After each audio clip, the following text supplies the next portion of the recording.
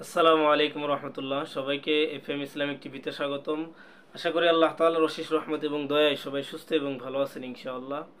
আজকে আমরা আলোচনা করব জুমার দিনের বিশেষ আমল সম্পর্ক নিয়ে, অর্থাৎ শুক্রবারের দিন জুমার নামাজের জন্য আমাদের জন্য কি কি করণীয়, এই দিনগুলোর বিশেষ কিছু আমল আছে, সেই আমলগুলো নিয়ে আজকে আলোচনা করব ইনশাআল্লাহ।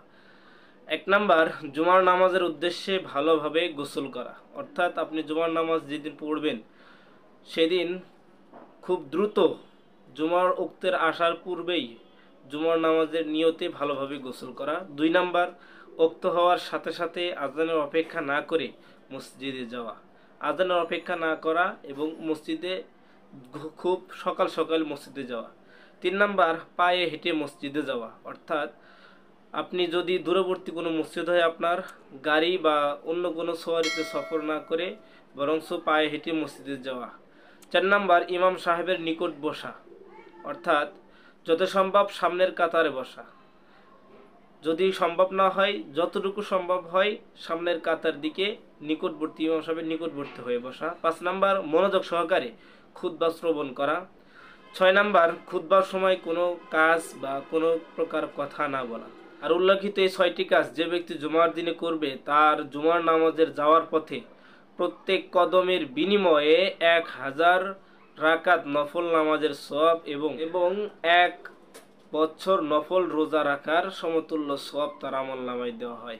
এছাড়াও জুমার দিনের আরও কিছু সুন্নাত আছে, সেগুলো আমরা আলোচনা করব। 1 নম্বরে মিসওয়াক করা। জুমার দিনের, বিশেষ করে জুমার দিনের কথা আলোচনা করা হয়েছে, মিসওয়াক করা। 2 নাম্বার, পরিষ্কার পরিচ্ছন্ন হওয়া। 3 নাম্বার, উত্তম ও পরিষ্কার পোশাক পরিধান করা। এখানে উদ্দেশ্য আপনার যতগুলো পোশাক রয়েছে তার মধ্যে যেটা উত্তম সেই পোশাকটা পরিধান করা। 4 নাম্বার, আতর বা সুগন্ধি জাতীয় কোনো জিনিস লাগানো শরীরে।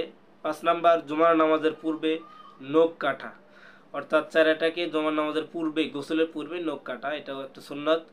6 নাম্বার, সূরা কাহাফ তেলাওয়াত করা। 7 নাম্বার, বেশি বেশি ইস্তিগফার করা। 8 নাম্বার, সালাতুত তাসবিহ পড়া। যত সম্ভব সালাতুত তাসবিহ সম্পর্কে আমরা ইতিপূর্বে আলোচনা করেছি।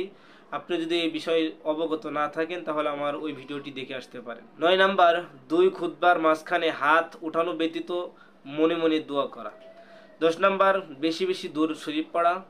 11 নাম্বার, পুরুষ বা মহিলা সকলের জন্যই আসরের নামাজের পর নিজ স্থানে বসে এই দুরূদ শরীফটি 80 বার পাঠ করা। দুরূদ শরীফটি হলো আল্লাহুম্মা সাল্লি আলা মুহাম্মাদিন নাবিয়্যিল উম্মিয়্যি ওয়া আলা আলিহি ওয়া সাল্লিম তাসলিমা।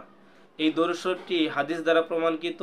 আল কাউলুল বাদি কিতাবে এই দুরূদ শরীফটির ব্যাপারে বলা হয়েছে, যে ব্যক্তি জুমার দিন আসর নামাজের পর উক্ত দুরূদ শরীফটি 80 বার পাঠ করবে তার 80 বছরের গুনাহ মাফ করে দেওয়া হয় এবং 80 বছরের ইবাদত বন্দেগীর সওয়াব লেখা হয়। 12 নাম্বার, সূর্যাস্তের কিছুক্ষণ পূর্বে থেকে সূর্যাস্ত পর্যন্ত গুরুত্ব সহকারে জিকির আজকার এবং দোয়ায় লিপ্ত থাকা। এই কাজগুলি মোটামুটি জুমার দিন করাটা বিশেষ একটা আমল বা সুন্নত বলতে পারেন। আর এই প্রত্যেকটি আমলের দলিল বা প্রমাণ আমার ভিডিও ডেসক্রিপশনে দেওয়া আছে, আপনার প্রয়োজন হলে সেখান থেকে দেখে নিতে পারেন। আশা করি আজকের ভিডিও আপনাদের ভালো লেগেছে। যদি ভালো লাগে তাহলে অবশ্যই ভিডিওটিতে একটি লাইক এবং কমেন্ট করবেন ইনশাআল্লাহ। আসসালামু আলাইকুম রহমতুল্লাহ।